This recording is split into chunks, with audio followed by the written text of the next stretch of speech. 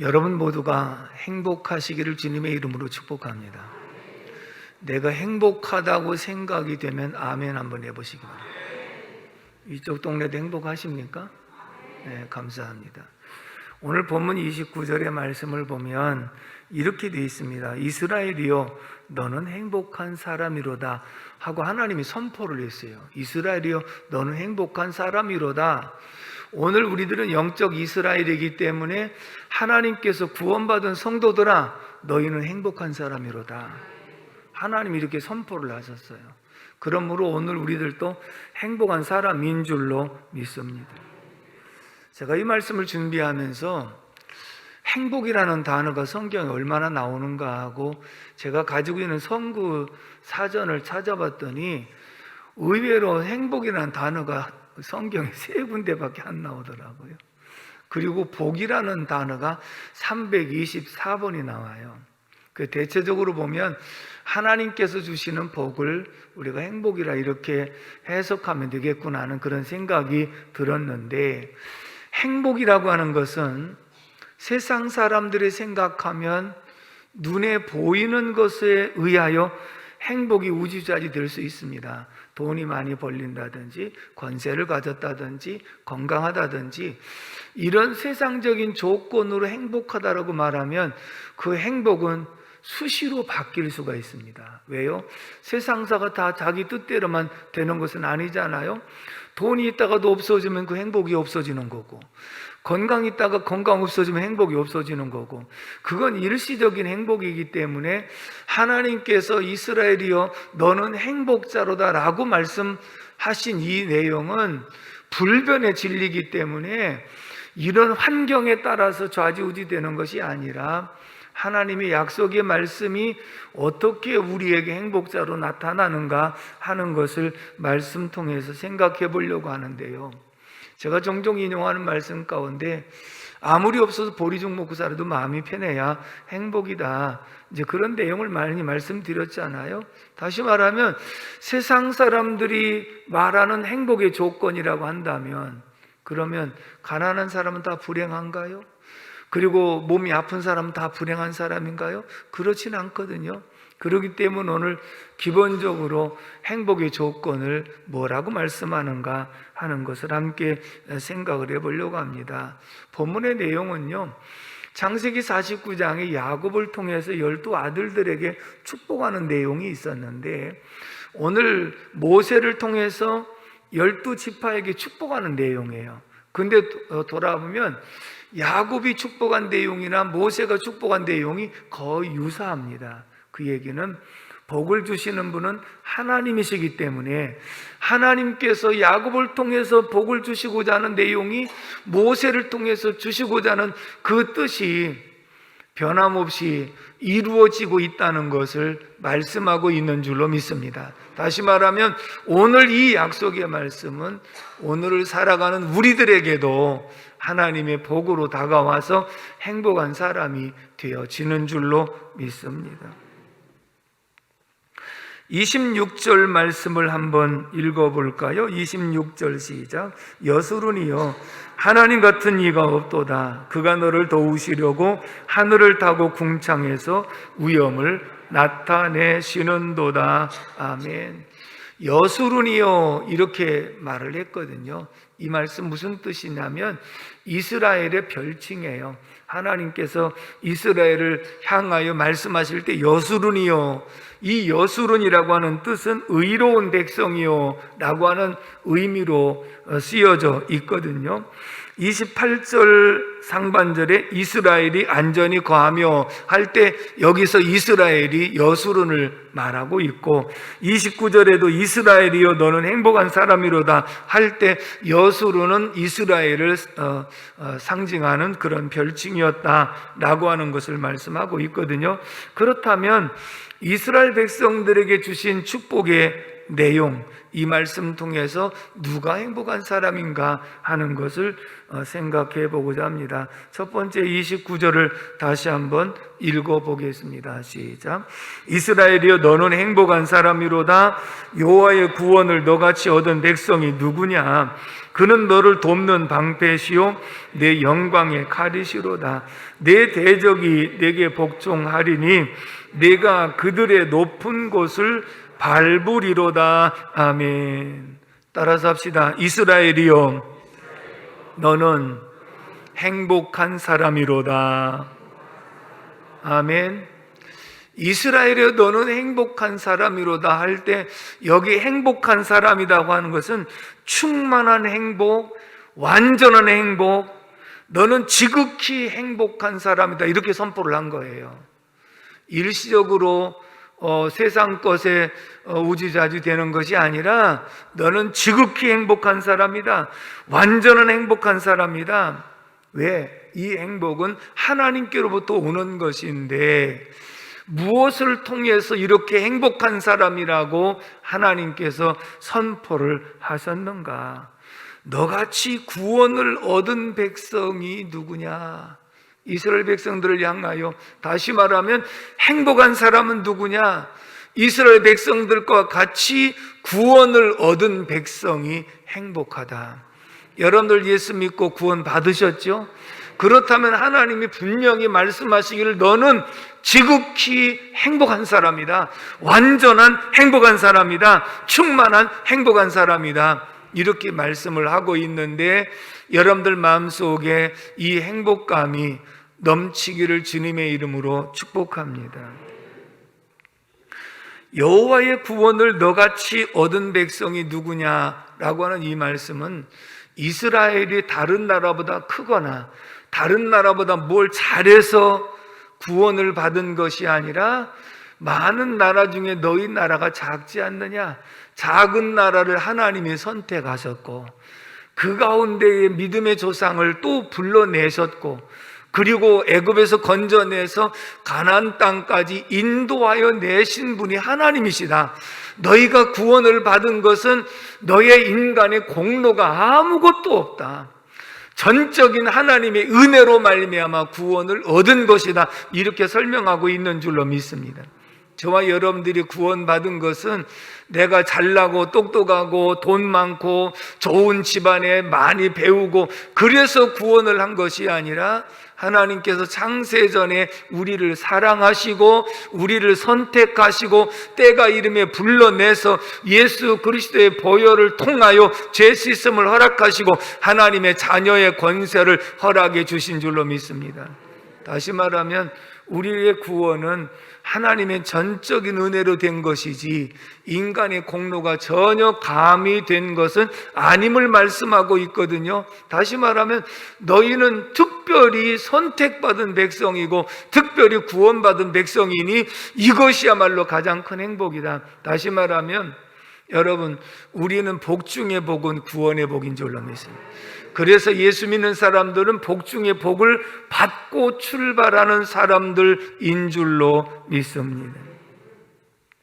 그런데 이제 중요한 것은 뭐냐면 우리가 구원받은 것이 최고의 행복이라는 사실을 우리가 직접 몸소 경험을 해야 되잖아요.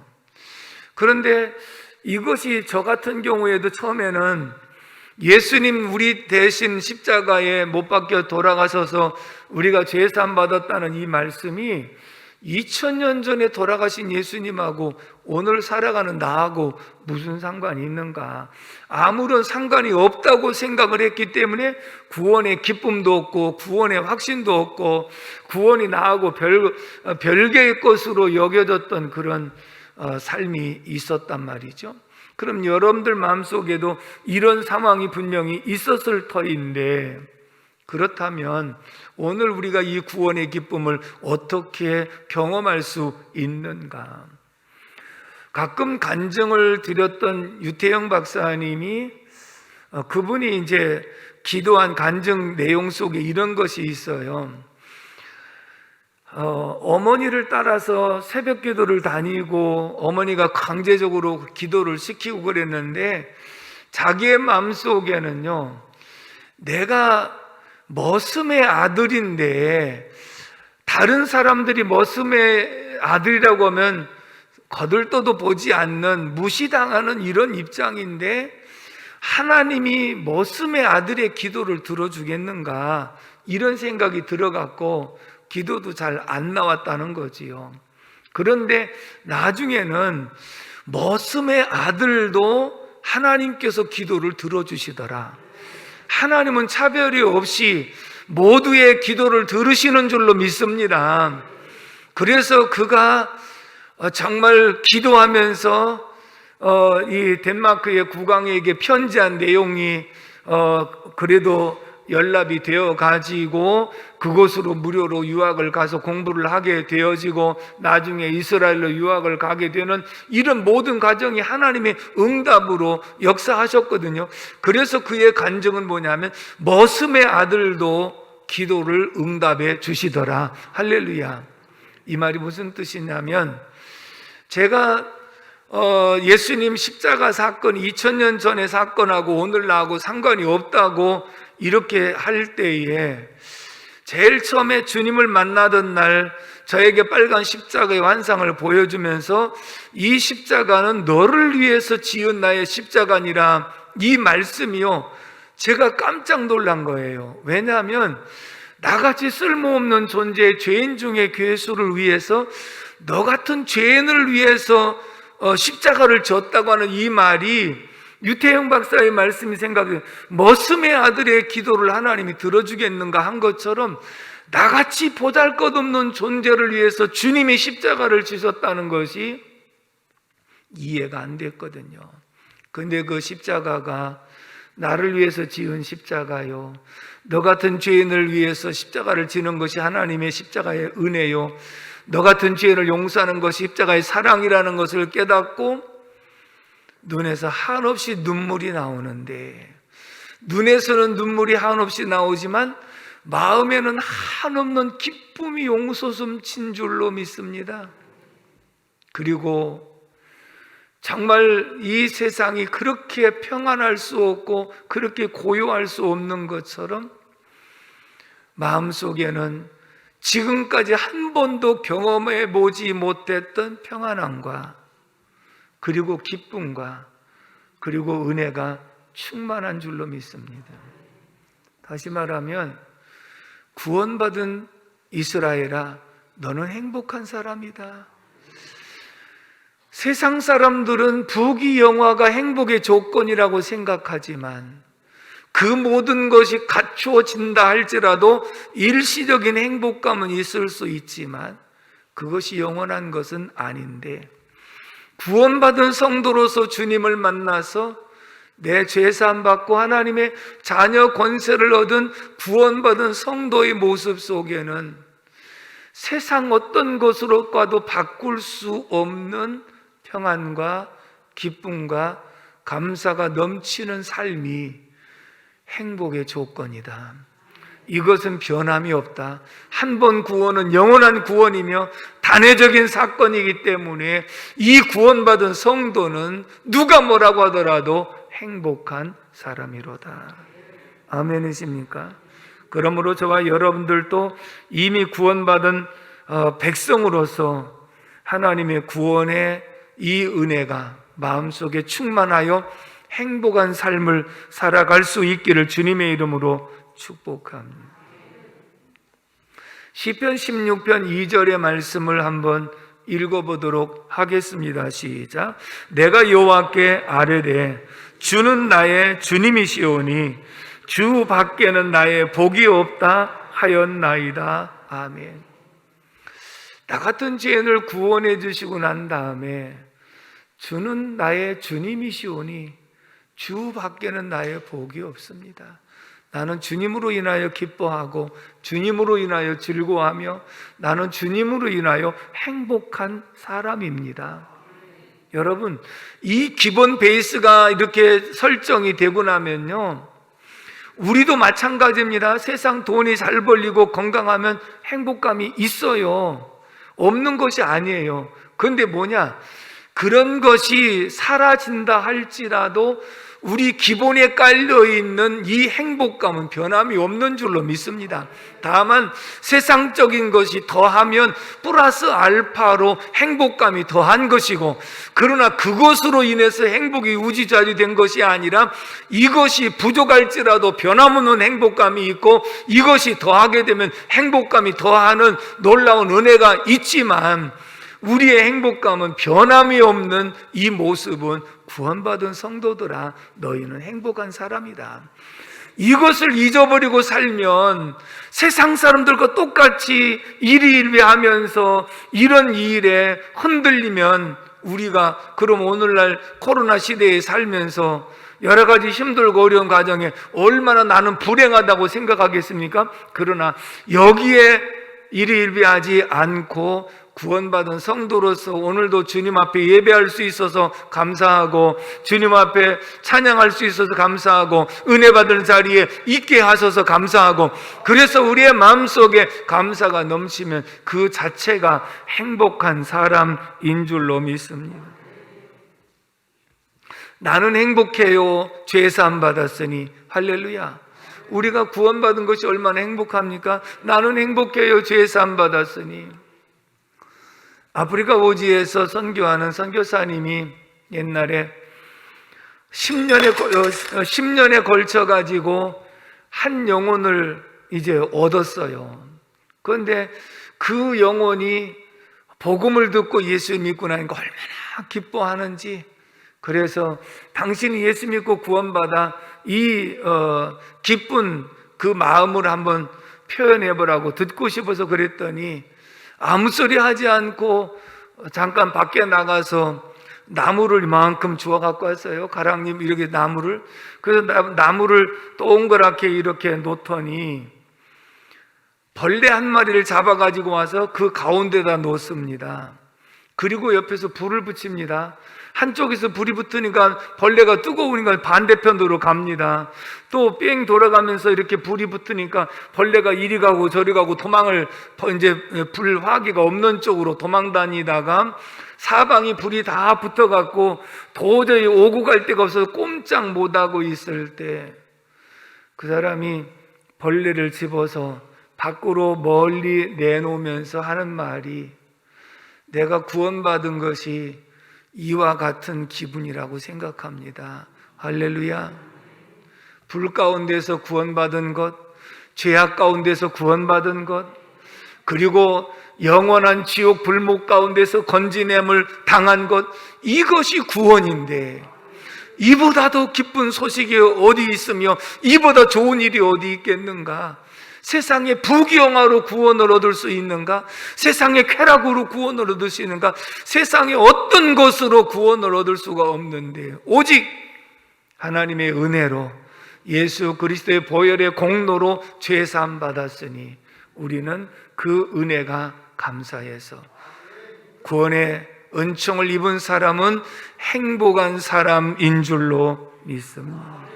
그러므로 여러분들 마음속에 구원의 확신은 평안으로 이어지고, 구원의 확신은 기쁨으로 이어지고, 구원의 확신은 천국에 대한 확신으로 이어지기 때문에 누가 뭐라고 하더라도 구원받은 성도는 행복한 사람이로다. 따라서 합시다. 하나님, 저는 행복한 사람입니다. 아멘이십니까? 우리는 행복한 사람이요. 그 행복은 하나님으로부터 받은 선물이에요. 아멘이시죠?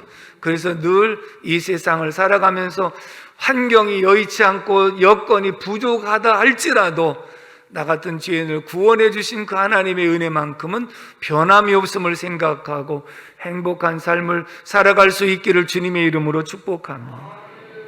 두 번째 26절 말씀을 다 같이 읽어보도록 하겠습니다. 26절 말씀 시작.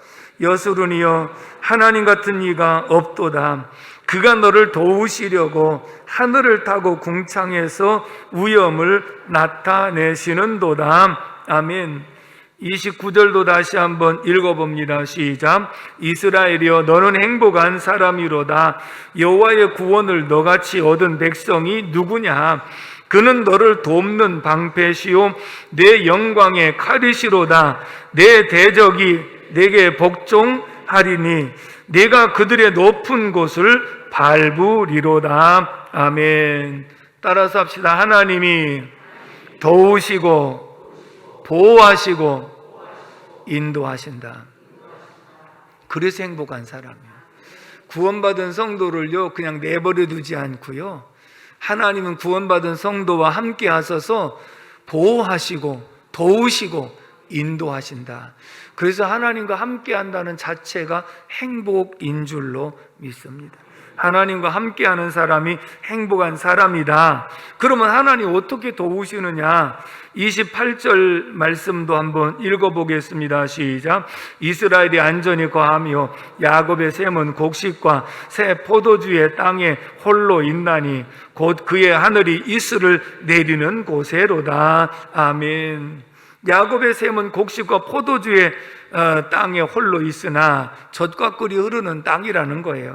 그 젖과 꿀이 흐르는 땅에 가서 그의 하늘이 이슬을 내리는 곳이다. 이른 비와 늦은 비를 통해서 농사가 잘 되게 하신다는 거예요. 그러니까 구원받은 성도는 구원으로만 기뻐하는 것이 아니라 하나님이 도우시고 보호하사 때를 따라 양식도 허락해 주시고 이른 비와 늦은 비를 줘 농사도 잘 되게 하시고 그 다음에 강력한 하나님의 도우심으로 모든 대적을 막아주시기 때문에 그 속에 행복한 삶을 살아갈 수 있음을 말씀하고 있는 줄로 믿습니다.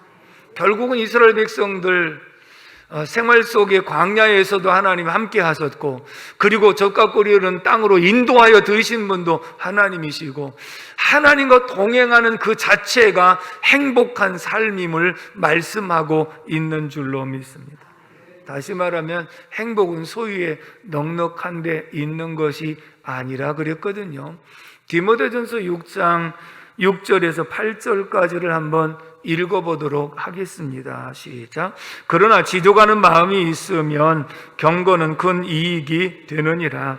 우리가 세상에 아무것도 가지고 온 것이 없음에 또한 아무것도 가지고 가지 못하리니 우리가 먹을 것과 입을 것이 있은즉 족한 줄로 알 것이니라.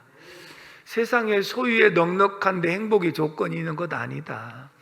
우리가 예수 믿어도 그런 것이 필요한 것이지만 기본적인 행복의 조건은 구원이다.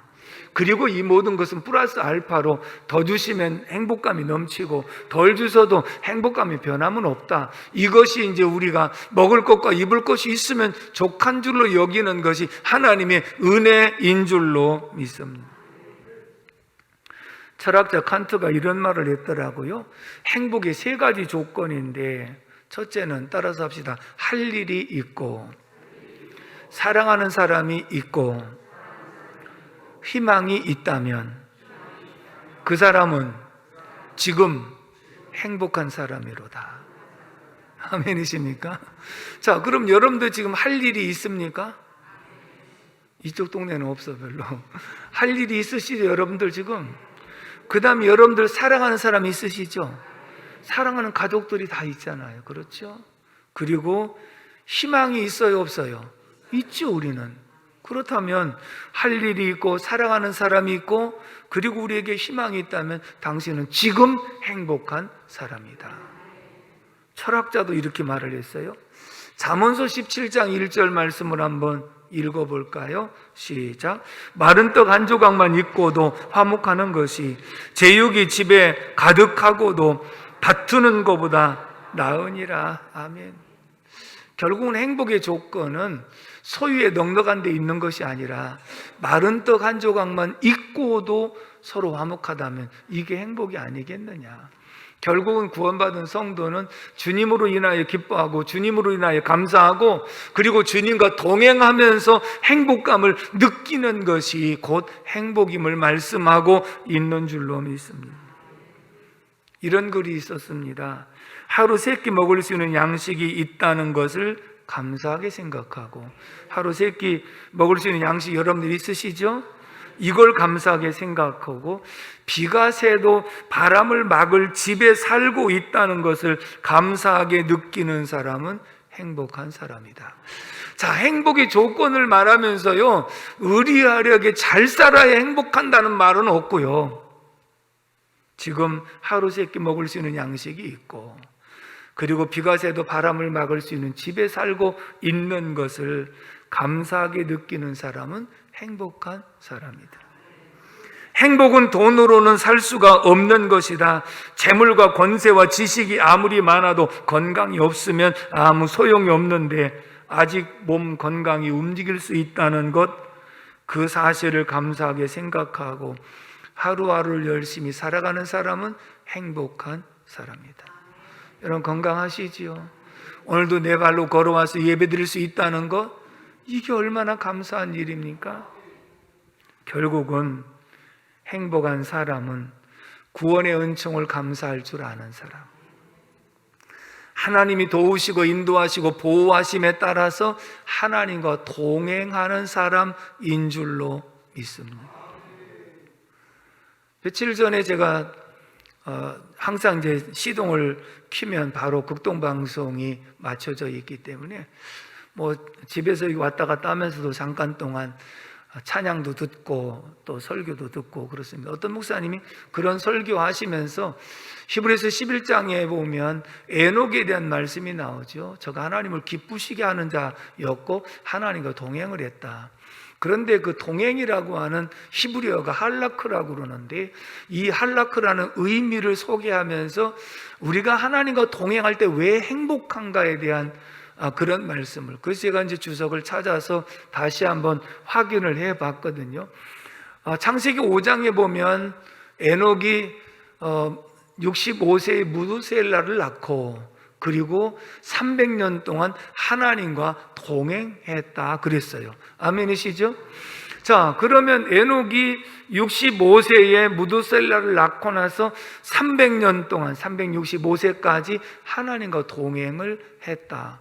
근데 하나님이 그를 죽음을 보지 않고 데려감을 당한 정말 그런 믿음의 인물이었고 하나님을 기쁘시게 하는 자라고 그랬습니다. 에녹이 한 일은 무엇이냐면 하나님과 동행한 것밖에 없어요. 그런데 그를 칭찬을 하셨다는 것이거든요. 그러면 동행이라는 의미가 무엇이냐? 하나는 따라서 합시다. 함께 걷다, 거닐다. 아멘. 자, 그런 의미가 있어요. 동행이라는 것은 함께 걷고 함께 거닌다는 거예요. 여러분 잘 생각해 보십시오. 여러분들 혹시 부부간에 시간 되면 저녁 먹고 이게 산책이라도 다니시는 분들 계신가요? 네, 딱 두 사람밖에 없어요. 그래도 좀 거닐고 좀 그런 시간을 가져야 되지 않겠어요? 어떻게 그렇게 없습니까? 시간이 없다고요? 분명히 보십시오, 여러분. 그러면 자, 공원이라도 산책을 할 때에 대화를 하게 되나요? 안 하게 되나요? 안 하게 되면 뭐하러 걸어 거기 같이 가? 분명히 부부간에 대화가 있을 거 아니에요. 그러면 대화를 나눌수록 서로를 더 알게 되잖아요. 그리고 마음의 응어리도 풀어지기도 하고요. 잘 들어보세요. 에녹이 하나님과 동행했다는 얘기는 하나님과 함께 거닐었어요. 언제까지? 65세에서부터 300년 동안 하나님과 거닐었어요. 오늘 누가 행복한 사람인지 아십니까? 하나님과 동행하는 사람. 하나님과 함께 거닐었다고 하는 것은 이런저런 말을 하는 거예요. 하나님의 말씀도 듣고, 하나님 저는 이런 생각을 갖고 있는데요, 하나님의 뜻은 어디 계십니까? 이것이 신앙생활인 줄로 믿습니다. 그렇다면 하나님과 동행한 아담은 범죄하기 이전에는 가장 행복한 삶을 살았거든요. 근데 범죄하고 나서 하나님에게서 멀어져서 숨고 도망가고 쫓겨난 이런 삶 속에서는 하나님과 동행이 멀어지니까 불행이 찾아온 것이거든요. 그런데 에녹은 300년 동안 하나님과 동행했다는 얘기는 죽을 때까지 동행했다는 거예요. 여러분 죽을 때까지 행복하게 살길 원하십니까? 그렇다면 하나님과 동행하십시오. 하나님과 걸으십시오. 하나님과 거닐으십시오. 그러면서 하나님과 이런저런 얘기를 나누면서 하나님과 동행하면 그 속에 행복이 넘치는 줄로 믿습니다. 더 중요한 단어는 할라크라는 이 의미 속에는 삶을 살다라고 하는 뜻이 있습니다. 거닌다라고 하는, 걷다라고 하는 의미보다 삶을 함께 살아간다는 거예요. 무슨 얘기입니까? 인격적인 교제가 이루어졌다는 거죠. 삶을 함께 나눴다는 말씀이거든요.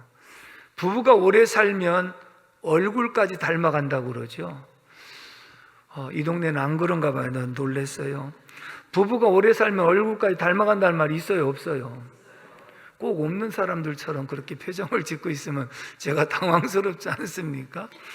그런데 실제로 보면 얼굴이 닮은 부부도 있어요. 근데 닮아 보이는 이유가 뭐냐면 오랫동안 살다 보면 서로 간에 금방 알아채려요. 말도 같은 쪽으로 말하고 생각하는 것도 같은 쪽으로 생각하고, 그러니까 모든 행동이 거의 유사하니까 비슷해 보이고 닮아 보이는 것이거든요. 그렇다면 에녹은 하나님과 함께 삶을 살았다. 그래서 함께 오랫동안 거닐고 함께 삶을 살다 보니 인격적으로 닮아갔다라고 하는 의미를 지금 가지고 있거든요. 사람이 어떤 일을 반복하면 습관이 되고, 습관이 반복되면 인격이 되고, 인격이 반복되면 삶이 되는 거예요. 오늘 우리들이 행복한 삶을 추구하기를 원한다면 세상 부귀영화를 누려서 행복하다고 생각하면 그것처럼 힘들고 어려운 것이 없으나 나는 주님으로 인하여 기뻐하고 주님으로 인하여 만족합니다.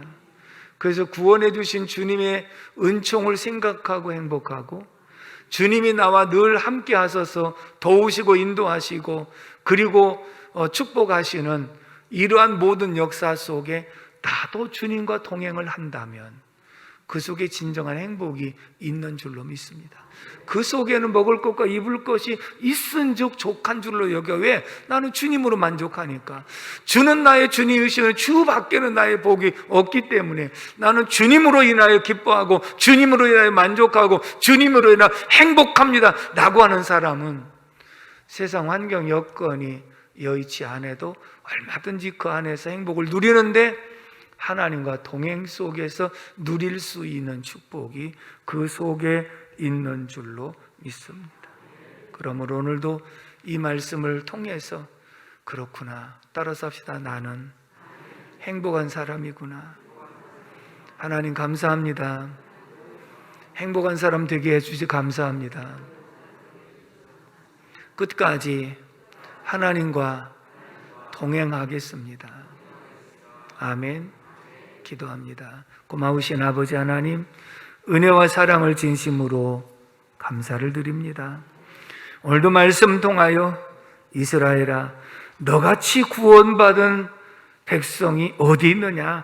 너는 행복한 사람이로다 선포해 주신 것처럼 너같이 선택받고 구원받은 성도가 어디 있느냐? 감사하는 마음으로 행복한 삶을 누리게 하여 주시옵시고, 하나님과 함께 걷고 거닐고 동행하면서 하나님 은혜 안에 행복한 삶을 계속 누리며 살게 하여 주시옵소서. 오늘도 함께한 모두에게 하나님의 놀라운 사랑과 은혜로 충만하게 하옵소서. 감사하고 예수님의 이름으로 축복하며 기도합니다. 아멘.